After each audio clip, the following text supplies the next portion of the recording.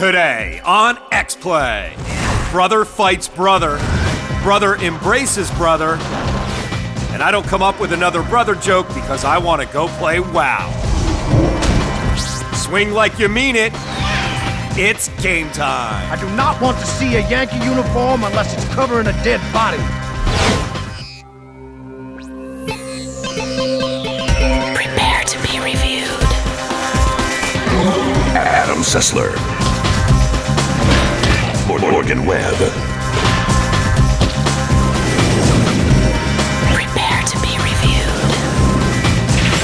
Prepare to be reviewed.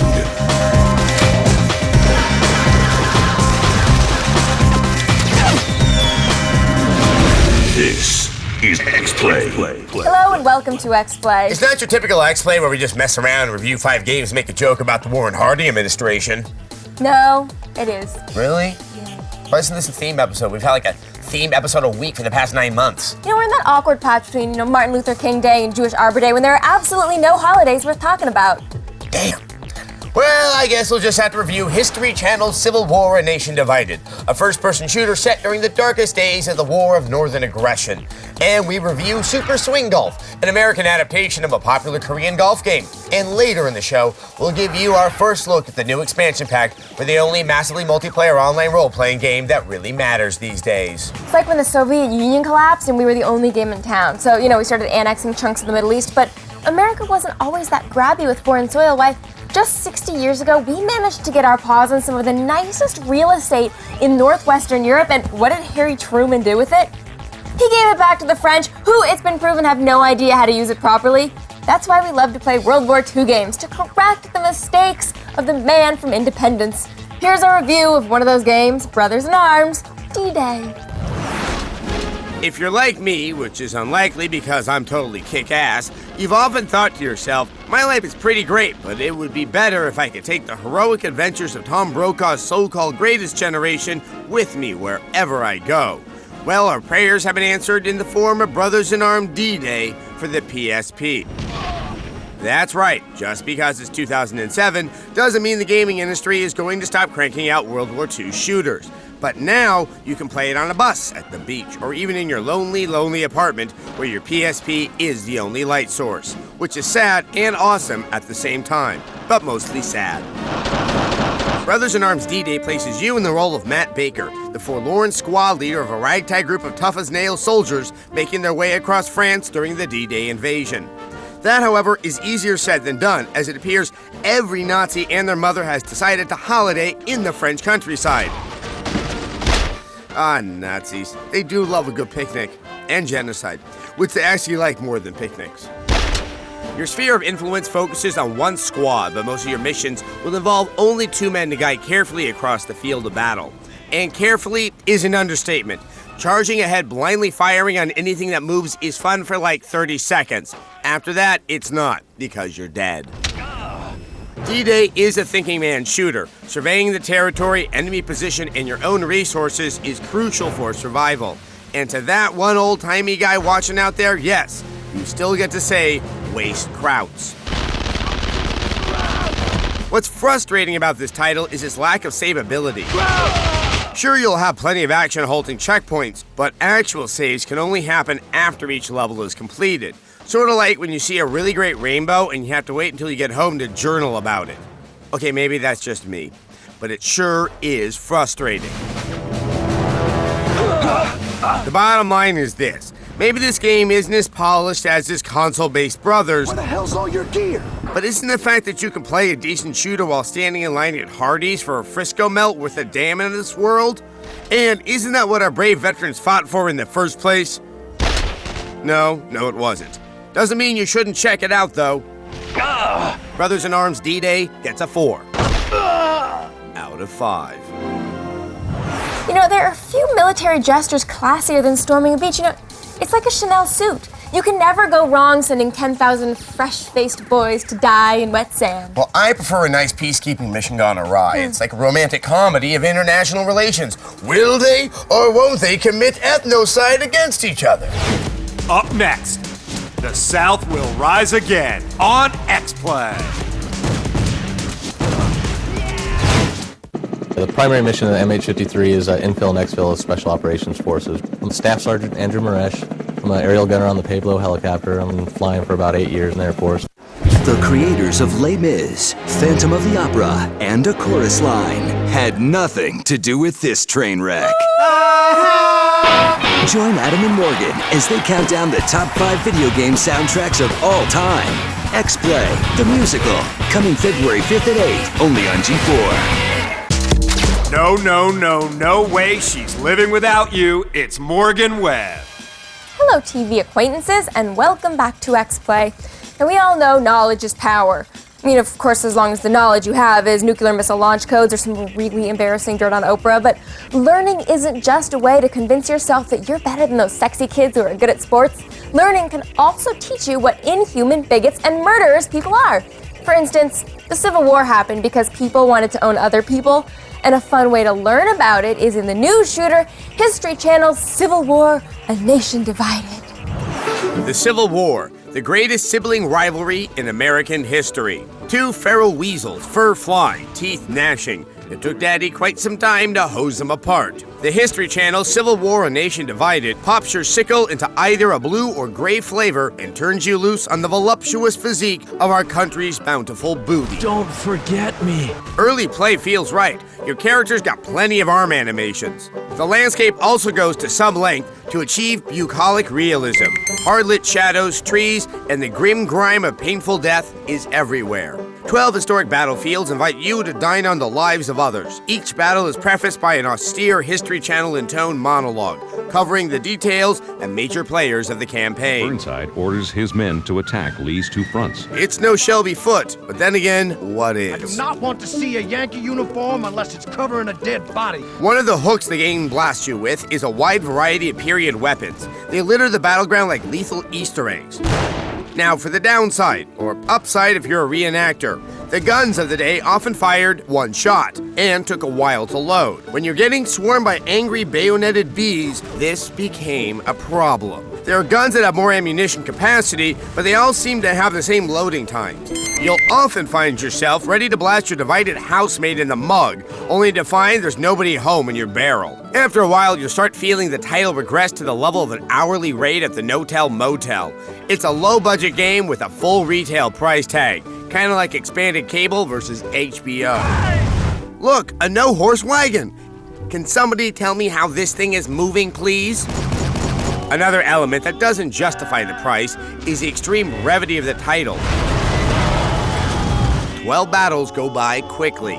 Don't forget me. Some of the levels manage to attain a gritty realism, while others just seem too pretty to impart the grim conflict of war. Certain landmarks exist, but there's very little of the great moments from inside the battles. There's no pickets charge at Gettysburg, for example. But then again, it does have a Devil's Den, which was a locale for sniping. The AI is grim gravy, complete with mysterious chunks of wildly suspicious accuracy and doltish character obliviousness. There's also a relatively paltry collection of voice work. It's the only chance we got. You can still fight. You've done well, soldier. Don't forget me. You get the feeling that the same grisly actor is doing all of the combatants. That means slitting throats. And then there's this. Hi! Hi! Anybody else get Bernie from The Simpsons? The end of the day is when the sun sets, and Civil War, A Nation Divided just gets darker with every lengthy reload and every dim expression of enemy AI. Maybe if the South had won, we could have been spared this face full of grape shot. What, is he holding this cannon in his arms? A 2. Don't forget me. Out of 5. Where's my leg at? The nice thing about the Civil War is remembering that for a brief glimmering instance, the glorious cities of the South ruled themselves. Yeah, if it weren't for the, festering sore of slavery on the Confederacy, we totally would take their side because we enjoy real estate-based aristocracies. And we don't trust Yankees. Any kind of Yankees, Northeasterners, New York baseball players, and anyone who's ever been in or affiliated with the musical Damn Yankees. You've got to have principles. So in honor of our strongly held distrust of people from the north of the Mason-Dixon line, we've decided to give you this poll question. Who do you hate? The options are yourself, Sheryl Crow, Terrell Owens, or that bitch at Cinnabon. Come on by g4tv.com and vote, and we'll give you the results later in the show. I hope they stick it to Sheryl Crow. She's been acting so uppity since she gave Lance Armstrong cancer. In a moment, Super Swing Golf on X-Play.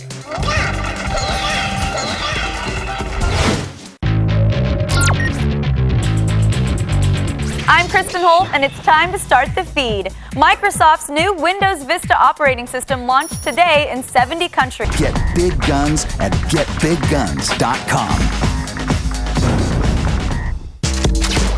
The voice of Golly the Goose in Charlotte's Web, it's Adam Sessler. Welcome back to X-Play. Golf is a sport. Beyond that, I don't have much to say. I mean, it has earned a loyal following among middle-aged men, but that's primarily because it's really hard to close a business deal while fighting a bull. And the kind of middle-aged men who love golf generally lack the bone density and blood clotting factors to participate in blood sports. So, here's an Asian import that tries to bring the opposite of extremity that is golf to the Nintendo Wii. Who's ready to beat a beautiful day with the perfect club? Are you ready to whack that circular obsession that keeps fathers sedated on Sunday afternoons? It's golf! No, it's Super Swing Golf. It's a club we can all be a member of. If you can get your hands on a Wii, that is. Super Swing Golf is a port from a wildly popular online game from Korea called Albatross 18. What? Don't be fooled by the pervasive adorability. The game's got depth. The play is easy to learn, but difficult to master, enhancing extended playability. Even the way you hold the Wii controller matters. Keep your wrists straight through the swing or suffer under the slavery of slice and hook.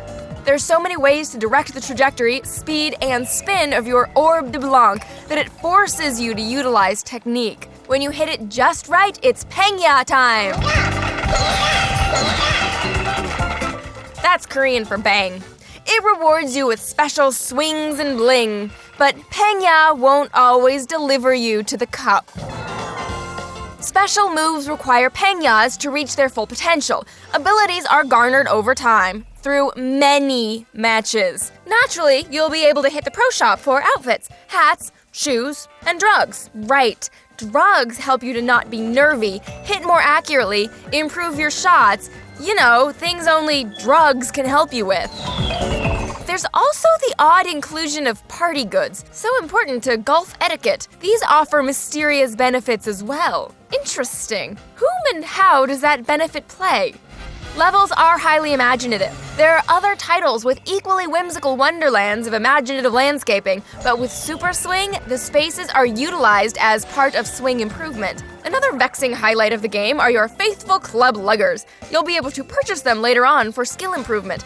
Other than that, the caddies are just mind-pleasing shreds, drifting out of that shadowy combustion known as the Korean imagination. There's a witch, a toasty-looking thing, and of course a brow-skewing continuation of that wacky Korean take on people of color. The caddies are skilled at finding your balls. Speaking of balls, yours are sweaty, perhaps sad at being hit all the time. Poor balls. The characters are resplendent in the Japanese tailoring of the bazaar. They spat and dress in less than club code attire. A few mini-games like Balloon Pop begin to stretch the fabric of reality until it bursts. It's like playing a tournament with my neighbor Totoro.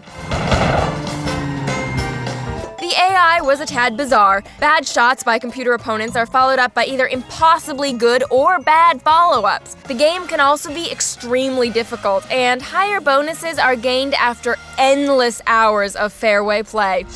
But these green fields are definitely worth tilling. A 4 out of 5. The Japanese only love golf because in a country with that many people in that little space, any recreational endeavor which demands acres of land is a perverse decadence. Like when I eat peeled grapes and quail livers for breakfast. Yeah, it's just a balanced diet. To learn more about decadence, please come on over to g4tv.com/xplay. We'll have all sorts of videos and web articles explaining the most wasteful and frivolous ways of spending your time. You can also download X-Play goodness via podcast. Just search X-Play on iTunes. We are within striking distance on Apple's top downloads list of that damn dog whisperer. People, it's up to you. Go forth and download. Moments away. World of Warcraft, The Burning Crusade on X-Play. Woohoo! Bitch, I thought you loved me! Celebrate Valentine's Day with the best of Cheater. 1-800-641-0547. Recent inductees into the Hog Farming Hall of Fame, it's Adam Sessler and Morgan Webb. Welcome back to X-Play. In November of 2004, the best MMORPG we've seen so far came out. So did EverQuest 2. Since then, the aforementioned best MMO ever has grown to 8 million users worldwide. EverQuest 2, not so much. In the intervening time, World of Warcraft has inspired a really good episode of South Park, produced several high-quality internet memes, spawned far too many public interest stories on National Public Radio, and given Dave Chappelle something to do during his clinical depression. And now, just when you thought World of Warcraft was ready to slip off into that good night, it's back with a vengeance with its new expansion of World of Warcraft: The Burning Crusade. Oh, World of Warcraft. For 14 long months, you were my everything. And I hit level 60 and I wept that there were no more lands left to conquer. But like that blind guy from Scent of a Woman said when he was in The Godfather, just when I get out, they pull me back in. At least I think it was him. Could have been Burt Reynolds in Stroker Ace. But WoW has returned in all its dorky glory with an expansion pack, World of Warcraft: The Burning Crusade, which promises to turn the 8 million WoW players worldwide into even paler, more homebound shells of human beings. It continues the story of the Warcraft franchise. Something about a druid and a well and blah blah, they're going to destroy the world. I don't know, nobody reads the flavor text, but they've introduced 2 new races, which I am assured fit into the game mythos very well. The new Alliance race are the Draenei, a group of space refugees whose ship ran aground on Azeroth. I know, they got sci-fi in my fantasy, but Battlestar Galactica got West Wing in my sci-fi, and it was good, so I'm willing to give them a chance.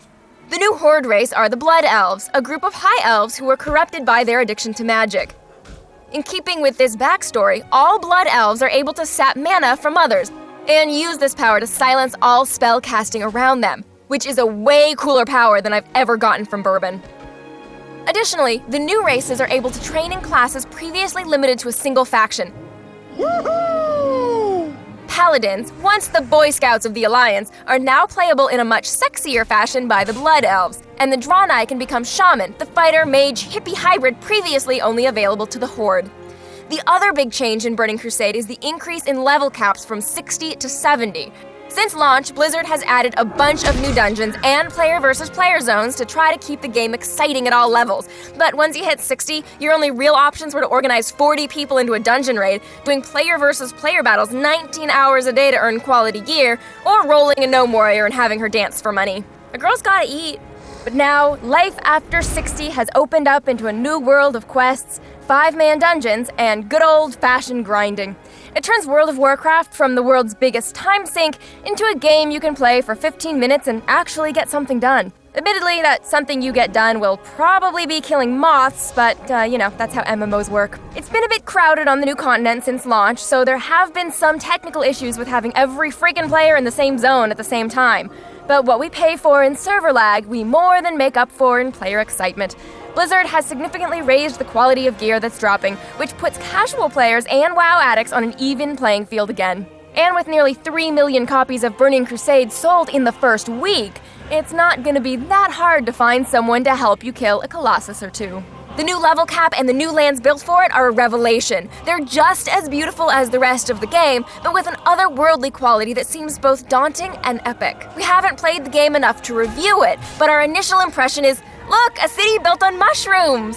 New talent trees, new spells, new professions. It just gives you even more of the mind-numbing complexity you've come to expect from World of Warcraft. We'll have a full review of the game in a few weeks, but until then, leave me alone. Mama's got to level her tune. I'm a very busy woman and I've got a lot of games to play, but I just dinged 62 and I have to tell you, it feels good. And the quality gear is just raining down in Outland. It feels really strange to end up replacing an epic I've had equipped for a year with some green that dropped off a pig. That is the kind of deeply dorky conversation you can only participate in if you play World of Warcraft. So, buy a copy because it might give you something in common with a cool kid. And you know what all the cool kids are doing these days? Crank? No, actually, replays. Brothers in Arms got a 4 out of 5 for putting a beachhead in your pocket. Civil War: A Nation Divided got a 2 out of 5 for long reloads and messy amputations. Super Swing Golf got a 4 out of 5 for continuing to open Korea to the west. And since there's time left in the show, there's video viewer mail left in our hearts.